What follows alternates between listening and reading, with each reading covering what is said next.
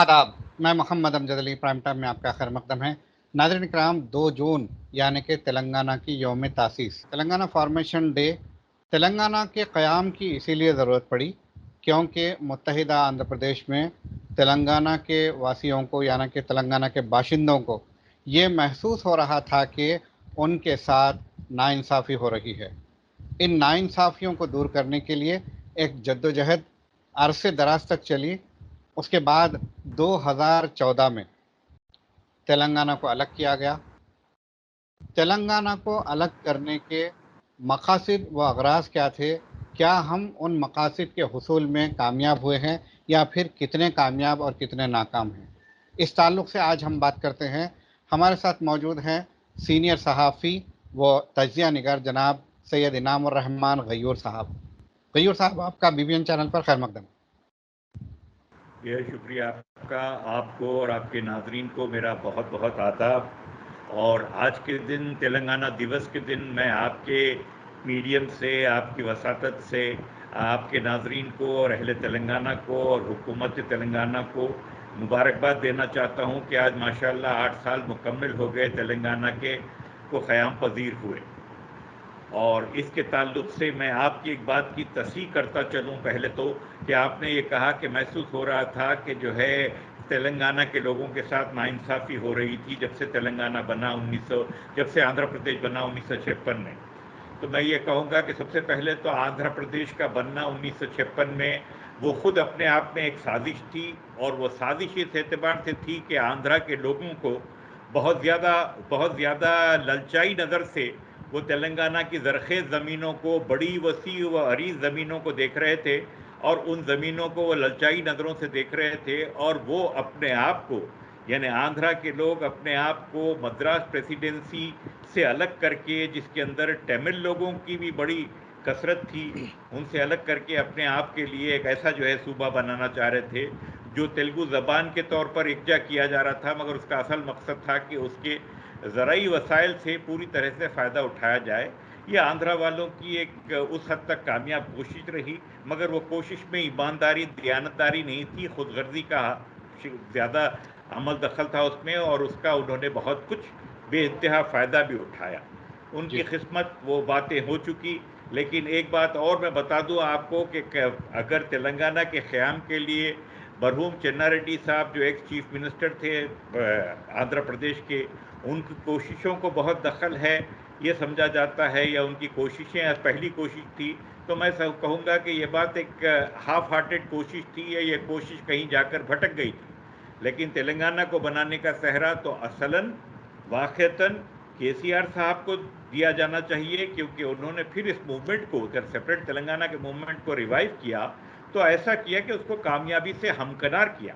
چنانچہ میں ایک بات آپ کے ناظرین کو یہ بتانا چاہتا ہوں کہ سن 2001 میں غالباً جب KCR صاحب جو ہے deputy speaker of Andhra Pradesh تھے غالباً، اور وہ الگ ہوئے تھے، منسٹری سے ریزائن کر کے نکلے تھے، اور ڈپٹی اسپیکرشپ سے ریزائن کر کے نکلے تھے، اور ایک جو ہے انفارمل سی کچھ پریس کے لوگوں سے ان کی میٹنگ ہوئی تھی، جس کے اندر ناچیز بھی تھا اور دیگر لوگ بھی تھے۔ تو اس کے اندر یہ پوچھا گیا تھا ان سے، میں کہوں کہ امین جعفری صاحب نے پوچھا تھا کہ آپ کیسے بنائے پائیں گے تلنگانہ، جب اتنی کوششوں کے بعد، جب اسٹوڈنٹس آپ کے تھے، ٹیچرز آپ کے تھے،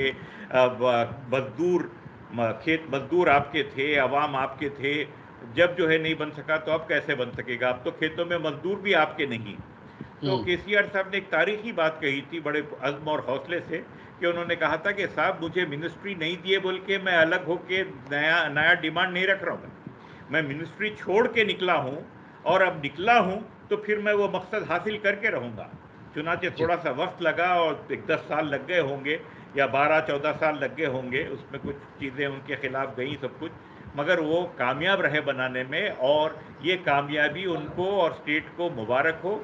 اور اس سے پوری توقعات جتنی تھی، ایسا دکھ رہا ہوگا کہ فوراً پوری نہیں ہو سکی، لیکن پر امید رہنا چاہیے آگے چل کے وہ توقعات پوری بھی ہو سکتی ہیں، ہوں جی، گی بھی۔ بہت اچھی بات آپ نے یہ کہی کہ KCR صاحب نے عہدہ چھوڑ کر، منسٹری چھوڑ جی کر اس موومنٹ کو جی، ریوائیو کیا، جبکہ سابق میں واقعتاً کوشش ایسا ہی اسی ہوا۔ لیے ناکام رہی کیونکہ جی انہیں کچھ لالچ دے کر یہ موومنٹ کو ناکام کر دیا گیا تھا۔ بالکل ویسا ہی ہوا میری دانش میں تو یہی سمجھوں گا. جی. تو جی ہاں. اب جب تلنگانہ کا موومنٹ ریوائیو ہوا، اس کے بعد انتھک محنت کے بعد تلنگانہ حاصل ہو گیا. جی تلنگانہ حاصل ہونے کے پیچھے جو ویژن تھا، وہ ویژن جی. حاصل کرنے میں، اس تک پہنچنے میں ہم کتنا کامیاب ہوئے؟ سب سے پہلے تو تلنگانہ کے تیلگو لوگوں کے لیے یا تلنگانہ کے واسیوں کے لیے، جس کے اندر مسلمان بھی شامل ہوتے ہیں، اچھی خاصی 9-10-12% کی ان کی پرسنٹیج ہے، اور بھی لوگ ہیں، یہ سب لوگوں کی امنگوں کو جو دخل تھا. دیکھیے تلنگانہ کی تیلگو سے بھی ایک لگاؤ سا ہے حیدرآبادی یا تلنگانہ کے مسلمانوں کو. جی تلنگانہ کے اصلا میں تو مسلمان بھی ویسے ہی تیلگو بولتے ہیں جیسے وہاں کے لوگوں کو بولنا چاہیے، مگر شہر حیدرآباد کے لوگوں کو بھی تلنگی جس کو ہم کہتے تھے، اس سے ایک اپنائیت سی محسوس ہوتی تھی. اور یہ اس میں ایک اپنا پن ہے، اور یہ اپنے پن کو ہم سب ویلکم کرتے ہیں، ایک طرح سے اس کا استعمال بھی کرتے ہیں. ہماری بات چیت میں بھی لفظ انا انا کہہ کے بات کرتے ہیں. یہ ایسی باتیں جو ہے ہوتی ہیں تو مذاقن کہتے ہیں ارکی رہا جلدی آؤ جلدی آؤ.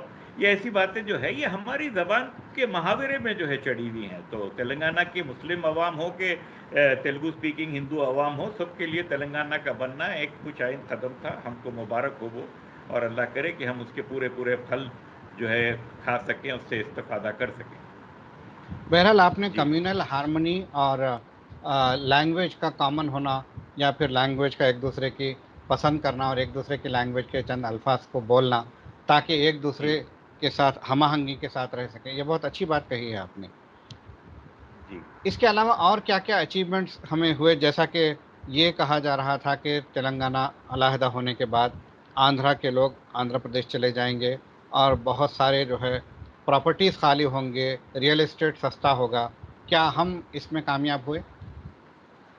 میں یہ کہوں گا کہ دیکھیے تلنگانہ سے اگر آندھرا الگ ہوا تو یہ توقع رکھنا ہی ایک غلط بات تھی کہ آندھرا کے لوگ واپس آندھرا چلے جائیں گے. ایسی بات سوائے اس کے کہ آندھرا حکومت کے جو کارگزاران ہیں، جو ان کے ملازمین ہیں حکومت کے، ان لوگوں کو تو جانا ہی تھا. وہ لوگ گئے بھی، وقت لگا، کچھ تھوڑی سی اس کے اندر ناانصافیاں ہوئیں، وقت دیر لگا بہت ساری، اس کے اندر بھی کچھ جو ہے بہرحال ناانصافیاں ہوئیں تلنگانہ کے ساتھ، مگر یہ ہو گیا.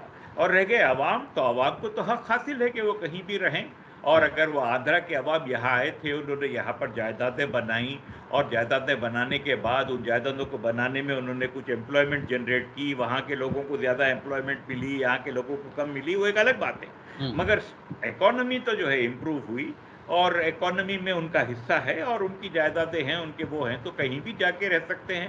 آج یہی ہوتا ہے کہ دنیا بھر سے، ہندوستان بھر سے جو ہے لوگ آ کے تلنگانہ میں سیٹل ہو رہے ہیں. اور آندھرا کے لوگوں کو تو ان سے بھی پہلا حق ہے سیٹل رہنے کا، اور ٹھیک وہ بھی ابھی بھی کنٹریبیوٹ کرتے ہیں. ٹھیک تو ٹھیک. دشمنی کسی طرح کی بھی نہیں ہے، ایک طرح کی حق تلفی ہوئی، وہ حالات، تاریخی وجوہات، وہ ساری باتیں ہیں، مگر ٹھیک کوئی دل میں میل نہیں رکھنا چاہیے اس چیز کے ٹھیک. ساتھ.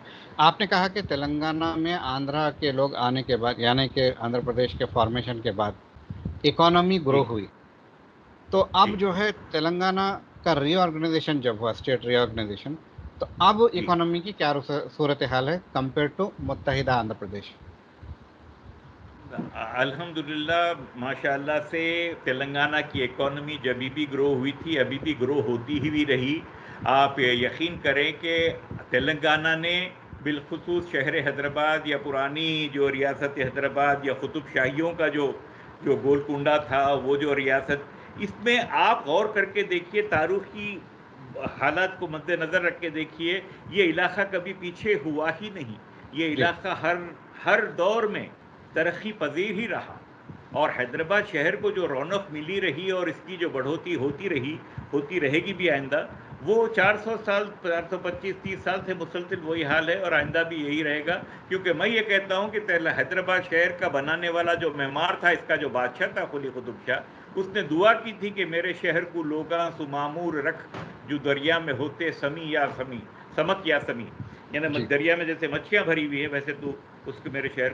تو آج وہ حال ہے. آج دیکھیے ہمارا آئی ٹی سینٹر جو ہے انڈیا کے کسی آئی ٹی سینٹر سے پیچھے نہیں ہے. ہم بنگلور، پونا، گڑگاؤں وغیرہ سے کسی طرح کچھ زیادہ پیچھے نہیں ہے. بمبئی، دلی سے پیچھے نہیں ہے. ہم ریس میں ہیں برابر. اور آج سب سے زیادہ ویلیوبل پلیس جو سمجھی جاتی ہے انڈسٹری کے مائگریشن کی، تو وہ حیدرآباد ہے، اور حیدرآباد اس مناسبت سے گرو ہو رہا ہے، گرو ہوتا ہی رہے گا. جی جی، کافی جو ہے ڈیولپمنٹ ہو رہا ہے، حیدرآباد ایکسپینڈ ہو رہا ہے، اور جو ہے انڈسٹریز آ رہے ہیں، فارما سٹی ہے، فیب سٹی ہے، کئی جو ہے انڈسٹریل ہبس بن رہے ہیں، اور ہائی ویز ڈیولپ ہو رہے بے ہیں. شک واقعی ہے ویسے. ڈیولپمنٹ تو بہت اچھا ہے. جی مگر جنہوں نے سب نے مل کر خواب دیکھا تھا، جن جن طبقوں نے، جی جن جن لوگوں نے تلنگانہ کی جدوجہد میں شرکت کی، کیا ان سب کے ساتھ انصاف ہوا؟ جی، دیکھیے شکایت کرنے والے تو ہر حال میں رہیں گے ہی رہیں گے، اور ممکن ہے کہ بعض لوگوں کا جائز حق بھی مارا گیا ہو اور ان کی توقعات پوری نہیں ہوئی ہوں، لیکن یہ گیہوں کے ساتھ گھن بھی پس جاتا ہے، یہ تو عام محاورہ ہے. اور یہ چیزوں کو انفرادی لیول پر جن کے ساتھ جو کچھ ہوا ان کو اس کو دیکھنا چاہیے. ہم بیچ میں جج بن کر اس کو دیکھیں اور اس پہ کوئی فیصلہ صادر کریں دونوں طرفین کی باتوں سے مکمل آگاہی ہوئے بغیر، تو مناسب نہیں ہوگا. لیکن اوور آل جیسا ہم دیکھ رہے ہیں، اب جیسے میں ایک تلنگانہ کا بے انتہا چاہنے والا آدمی ہوں اور روز ازل سے ہوں. ہاں، اور اس 2001 کی میٹنگ میں بھی میں نے کہا تھا کہ تلنگانہ کی خوشبو میری ناک میں بسی ہوئی ہے، میں تلنگانہ کے اضلاع میں خوب پھرا ہوں، بس ایک اسٹوڈنٹ کی حیثیت سے اپنے والد کے ساتھ اضلاع میں. لیکن یہ کہنا کہ تلنگانہ کے لیے خاص طور پر کوئی توقعات کوئی اپنے آپ سے منسوب کر لے یا اپنے آپ جو ہے اس کے لیے طے کر کے منتظر ہو جائے کہ توقعات پوری ہو جائیں گی، یہ ہمیشہ نہیں ہوتا. مگر ایک مائنورٹی کی آدمی ہونے کی حیثیت سے، ایک پڑھے لکھے آدمی کے ہونے کی حیثیت سے میں دیکھتا ہوں کہ پچھلے 8 سال کے اندر سب سے پہلے تو کمیونل سین بے انتہا، آج کے ہندوستان کو دیکھ کر تو ایسا لگتا ہے کہ حیدرآباد اور آندھرا پردیش اور تلنگانہ، اس کے اندر جو ہے کمیونل سین کو حکومت وقت نے، یہاں کی انتظامیہ نے، یہاں کی پولیس نے انتہا سے زیادہ قابو میں رکھا ہے. لوگوں میں ابھی بھی جو ہے آپسی بھائی چارہ ہے، آپسی پریم پیار جو ہے نظر آتا ہے، ایک دوسرے کے لیے کچھ تکلف سے کام لینے کی کوششیں ہوتی ہیں، ویسا زہر بھرا انداز ابھی تک یہاں لوگوں میں نہیں. دوسرے یہ کہ کوئی ایسی واردات بھی نہیں ہوئی جس کو یہ کہیں کہ بھئی ایک بدگما خطبہ ہے یہ آزاد تلنگانہ کے اوپر 2014 کے بننے والے تلنگانہ کے بعد سے. تو یوں ایک مائنورٹی کے آدمی کی حیثیت سے میں دیکھوں تو یہ میرے لیے بہت خوشی کی بات ہے کہ کمیونل ماحول جو ہے بڑا اچھا بنا.